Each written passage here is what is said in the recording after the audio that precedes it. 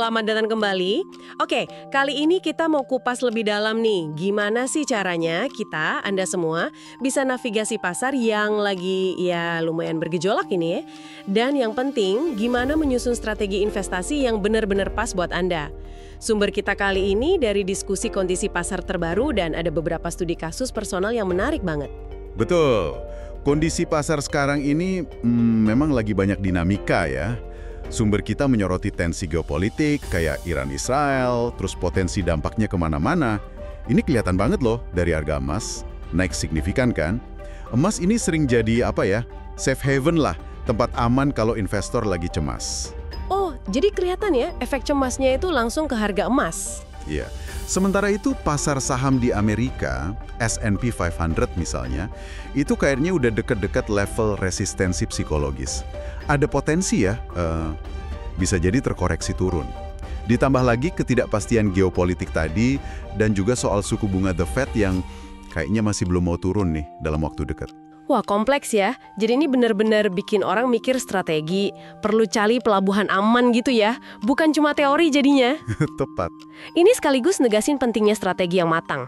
Mungkin perlu juga ya lihat aset lain yang geraknya nggak selalu barengan. Kayak emas tadi atau mungkin pasar negara berkembang. Benar sekali. Diversifikasi itu jadi makin krusial di situasi begini. Oke, ngomongin strategi personal, kita coba bedah contoh nyata yuk dari sumber kita. Ada Alexander, dia kerja di tambang di Australia. Gaji tinggi nih, tapi uniknya portofolio sahamnya itu fokus banget di Indonesia. Nah ini kan yang namanya home bias ya. Terus dia juga punya porsi lumayan di kripto, Bitcoin utamanya. Tujuannya sih kebebasan finansial.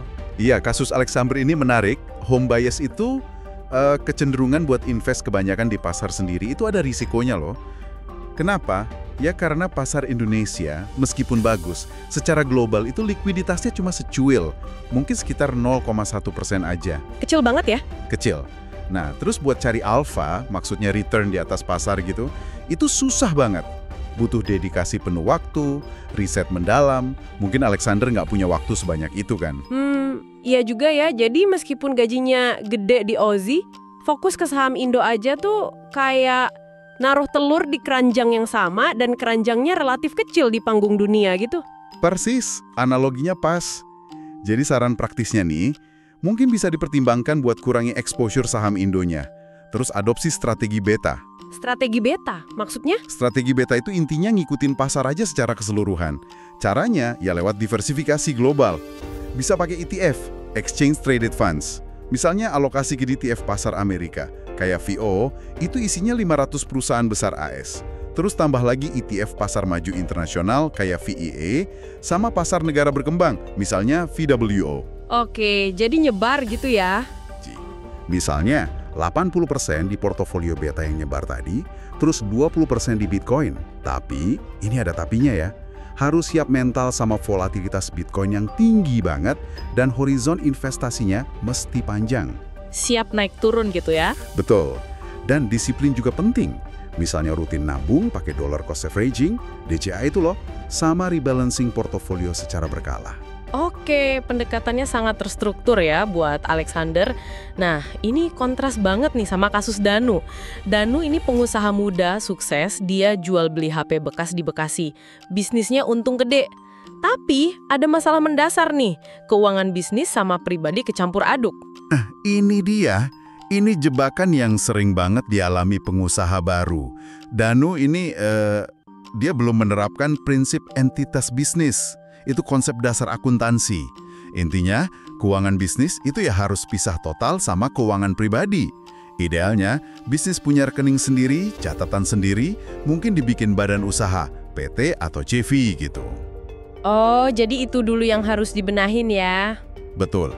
Jadi, fokus utama Danu sekarang ini seharusnya bukan buru-buru mikirin investasi saham atau kripto. Itu nanti dulu. Jadi langkah pertamanya beresin rumah tangga bisnisnya dulu gitu. Tempat sekali. ROI, Return on Investment terbaik buat Danu sekarang ya ada di bisnisnya sendiri.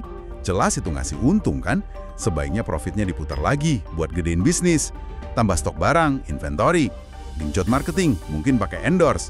Perluas jangkauan pasar, scale up lah istilahnya. Terus dia harus gaji dirinya sendiri rutin dari bisnis itu. Nah, gaji pribadinya ini baru deh mulai dipikirin buat investasi, beli aset gede kayak rumah. Nanti dulu, tunggu sampai fondasi keuangan bisnisnya kuat dan misah. Beda banget ya pendekatannya, satu suruh diversifikasi global, satu lagi suruh fokus ke bisnis dulu. Oke, terakhir nih, ada Adenanta, dia pembalap motor profesional. Profesinya ini kan jelas ya, risiko fisiknya tinggi banget. Gimana strategi investasinya?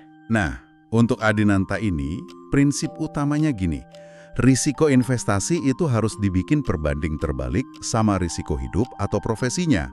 Karena profesinya udah high risk, sangat berisiko, strategi investasinya ya harus hyper defensif. Maksudnya super konservatif. Super konservatif gimana tuh? Fokus utamanya bangun dana darurat yang gede banget, harus sangat besar. Terus, untuk investasinya, alokasi 100% itu sebaiknya ke instrumen yang paling aman, paling stabil. Misalnya, dibagi aja 50% reksadana pasar uang, RDPU, 50% lagi reksadana obligasi negara. Udah, itu aja. Jadi nggak masuk saham atau kripto sama sekali? Sama sekali jangan, terlalu beresiko buat profil dia. Volatilitasnya kan tinggi, selain itu penting banget buat dia punya asuransi jiwa yang pertanggungannya besar. Jadi fokus Adenanta ya di karir balapnya, sambil nabung secara sangat hati-hati dan aman. Wow, 3 kasus, 3 strategi yang beda banget. Jadi apa nih kesimpulan utamanya buat Anda yang dengerin? Jelas ya, nggak ada tuh strategi investasi satu resep buat semua orang. Kenali dulu profil resiko Anda gimana, tujuan finansialnya apa, bahkan seberapa paham Anda soal investasi. Itu kuncinya. Dan nggak kalah penting, pisahkan emosi sama bias, kayak home bias tadi contohnya. Jangan sampai itu ngatur keputusan Anda. Saya setuju banget. Pasar itu kan nggak pasti ya. Makanya diversifikasi, terutama global, itu penting buat mitigasi resiko. Terus, disiplin finansial. Kayak misahin uang bisnis sama pribadi kalau Anda pengusaha, itu fondasi banget. Dan yang paling penting, selalu sesuaikan tingkat agresi investasi Anda sama resiko nyata dalam hidup dan pekerjaan Anda. Nah, sebagai penutup nih, kami mau tinggalin satu pertanyaan buat refleksi Anda. Coba pikirin deh, berdasarkan obrolan kita barusan, apa satu langkah konkret, satu aja, yang bisa Anda ambil hari ini juga? Langkah untuk mulai mengevaluasi atau mungkin menyesuaikan pendekatan investasi Anda supaya lebih pas gitu sama kondisi pasar sekarang dan tujuan pribadi Anda masing-masing. Coba direnungkan ya.